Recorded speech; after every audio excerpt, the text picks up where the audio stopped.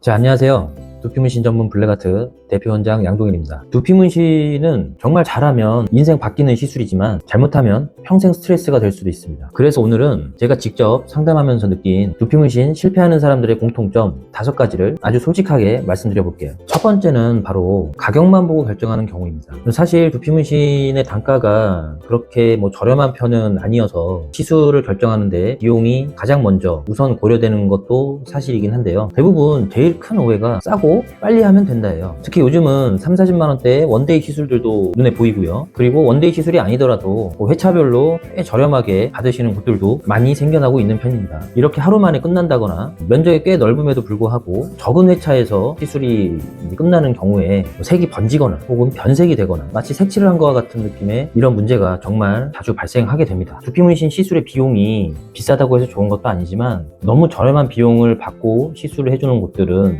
그래도 조금 피하는 것이 보다 더 나은 퀄리티를 얻게 될 수 있는 확률이 높습니다. 가격은 비교하되 왜 이 가격인지를 설명을 들을 수 있어야 해요. 상담을 받으시면서 가격이 아니라 해당 업체의 그 시술자의 기술력과 결과물을 기준으로 확인하시고 보셔야 후회 없는 선택을 하실 수 있습니다. 자, 두 번째는 포트폴리오를 제대로 확인을 안 하는 경우입니다. 대부분의 고객님들께서 포트폴리오를 제대로 안 보시는 분들이 계세요. 사실 해당 업체에서 보여주는 포트폴리오들은 거의 100% 다 잘된 결과물들만 보여주게 됩니다. 잘못된 시술의 결과를 보여줄 리는 없겠죠. 자, 포트폴리오를 확인할 때 중요하게 생각해야 될 부분이 원본이 있는지를 한번 여쭤보시면 좋을 것 같습니다. 신생 업체들은 사실 포트폴리오가 많이 없을 거예요. 그렇다 보니까 아카데미나 이런 곳에서 포트폴리오를 서로 공유를 해주는 곳들이 종종 있어요. 마치 본인이 한 것처럼 얘기를 하는 곳들이 있는데요. 그런 곳들은 대부분 보면 아마 원본이 없을 겁니다.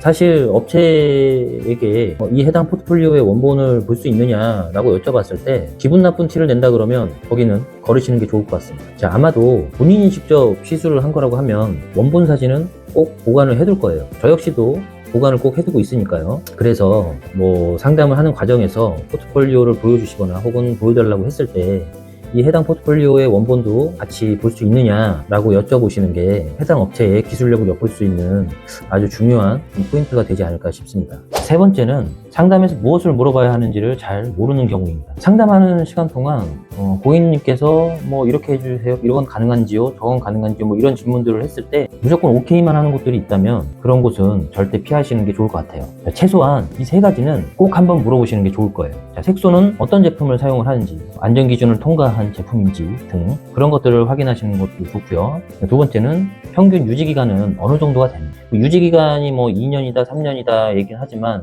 어느 정도부터 서서히 빠지기 시작하는지, 그 정도가 되었을 때 어떤 시점에서 리터치를 한 번 정도 더 받으면 되는 건지, 이런 것들을 한번 물어보셨을 때 대답을 자연스럽게 잘 하는지, 그런 것도 한번 체크해보면 좋을 것 같습니다. 그리고 마지막으로 리터치 기준도 어떻게 되는지도 한번 확인해 보시면 좋을 거예요. 대부분 1년 이내 혹은 2년 이내에도 무상으로 한 번씩 제공해드리는 것도 있고, 또 어떤 것들은 무제한으로 1년 동안 계속 진행해 주시는 곳들도 있어요.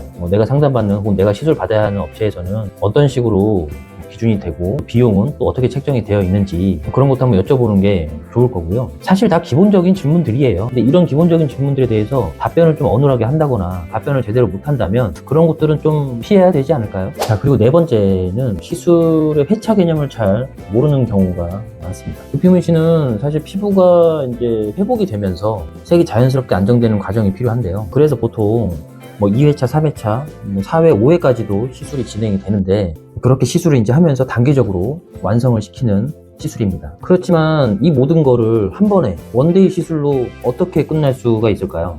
요즘 보통 마케팅들 보면 한 번에 끝, 평생 유지 이런 것들 문구가 되게 많은데 이런 마케팅용 문구에 절대 하지 않으시길 바랍니다.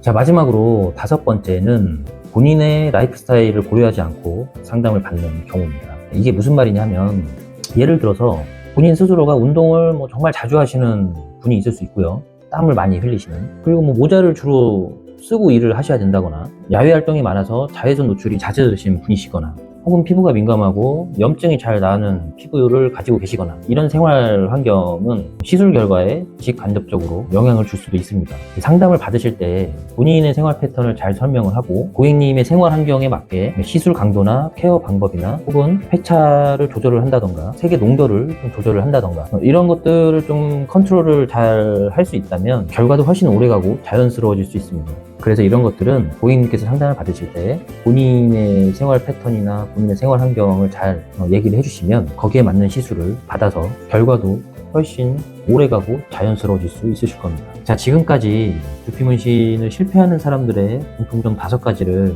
쭉 말씀을 드렸는데요. 두피 문신은 내 두피에 평생 남는 시술은 아니지만 그래도 내 두피에 뭔가 색소를 남기는 시술이에요. 오늘 말씀드린 그 5가지 정도 외에도 더 여러 가지가 있을 수 있지만 이 5가지만 체크해도 실패 확률 정말 많이 줄어들어요. 자, 본 영상과 관련해서 궁금하신 내용들은 댓글로 남겨주시면 제가 확인하는 대로 바로바로 댓글 답변 남겨드리겠습니다. 지금까지 두피 문신 전문 블랙아트 대표 원장 양동일이었습니다. 감사합니다.